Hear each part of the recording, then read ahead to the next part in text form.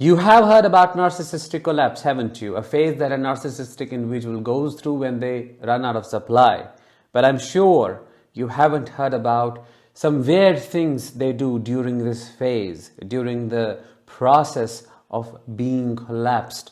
How they cope, what they do to run away from it, we're going to find out in today's episode. I'm Danish, a narcissistic abuse recovery professional. In today's episode, we're going to talk about 5 weird things a narcissist does during the collapse phase. If you find that interesting and you're eager to know what these things are, please make sure to subscribe before we begin, because as I always say and request, your subscription to my channel may help in spreading awareness about narcissistic abuse. Before getting started with number 1, here is something that I would like you to know. I have launched my signature program called HANA, Heal After Narcissistic Abuse, which will not only equip you with the understanding of how to cope with what you have been through, but also will give you the tools necessary and required to heal for real after narcissistic abuse. If you are interested in learning more and checking this program out, click the I button above or the link in the description of this episode.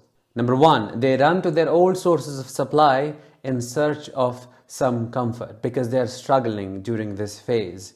A narcissist will do anything except facing their truth, their reality, which is that they are an insecure person. They are rotten deep within. They are not as grandiose, as bigger than life as they used to perceive themselves. They reach out to all those they have ghosted years before, hurt years before. Quite selfishly, they expect them to give them some kind of solace, offer them a safe haven, so that the narcissist can take some break from the phase of deep breakdown they're experiencing, they're going through. But that occasionally happens. All of those people have already moved on and at this point have recognized the narcissist as a parasite. When reaching out to all these sources of supply, a narcissist intends to retain and maintain their false self, which is shattering, which is falling apart. They do not want to let go of that. And for them to keep it alive, they need attention, they need validation, they need somebody's emotions. It's truly like a vampire who is low on blood, and they are going anywhere and everywhere they possibly can go to quench their thirst, to satisfy the unsatisfiable need of theirs for supply. Number 2, they gaslight themselves. They convince themselves that they do not exist or what is happening to them is not real. This is what we call mitigation in the terminology of trauma, psychological trauma. This is one of the extreme forms of coping mechanisms that gets activated when adaptation does not work. When adapting to the situation does not work, then one tries to escape so that they don't have to face or feel the pain. As a form of the same thing, the mitigation, the narcissist tries to escape their reality by turning it around, by gaslighting themselves into believing that it's not happening or they are not a real person, which you can call another form of dissociation. While convincing themselves they are not a real person, they are completely denying their true self and the existence of it, because now that the false self has been removed from the equation and they are left alone with the fragments of who they were originally, they don't want to face it. So they increase the gap by stepping into extreme form of denial, which can be as extreme as totally neglecting the current state they are going through and jumping into different situationships to seek supply and to repeat the same cycle again and again. Number 3, they experience extreme paranoia. I'm not talking about just any paranoia. I'm talking about existential crisis triggering type of paranoia. This paranoia tells them that everybody and everything out there is trying to get you. They're trying to hurt you. They're trying to deceive you. They're trying to fool you. You can't trust anybody. A narcissist doesn't trust anybody generally, but during this phase, it becomes extreme, worse, which is why you will see they hibernate a lot. It looks like they're depressed, extremely depressed. They're worried about their health. They're paranoid about their money. They're paranoid about their children. Everybody becomes a threat, and that is also the reason why they become angrier than ever before. Basically, all their fears come up. The fears they have suppressed all along now reveal themselves to the narcissist, but the narcissist never tries to face them or tries to understand what is the origin.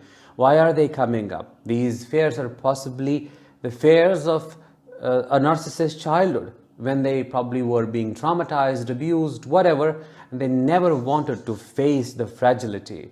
They suppressed it. But now that they are coming up, popping up all of a sudden, they feel these fears in extreme way. The severity is beyond what one can imagine.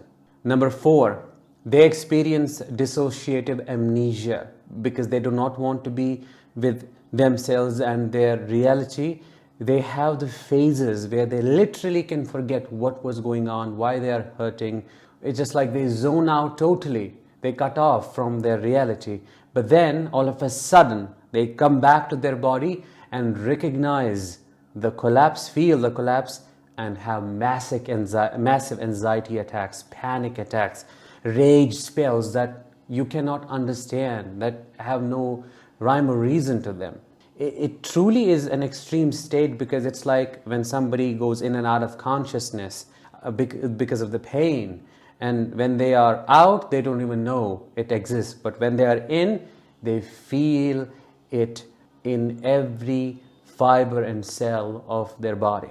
Dissociative amnesia may also manifest as some form of mania that you get to see in bipolar disorder. You might also see euphoria, hyperactivity, which may look like the hyperactivity which we see in ADHD, which is not to say every person who has ADHD or bipolar is a narcissist. Of course not. I'm just creating a comparison and helping you to understand why you might falsely think that they have ADHD or bipolar. The mania is like it's beyond comprehension. They do or say things that make it seem like they are really happy out of that depression. They want to go out, they dress up, but within a couple of days they collapse again, as I explained earlier, when the dark reality of who they are strikes them.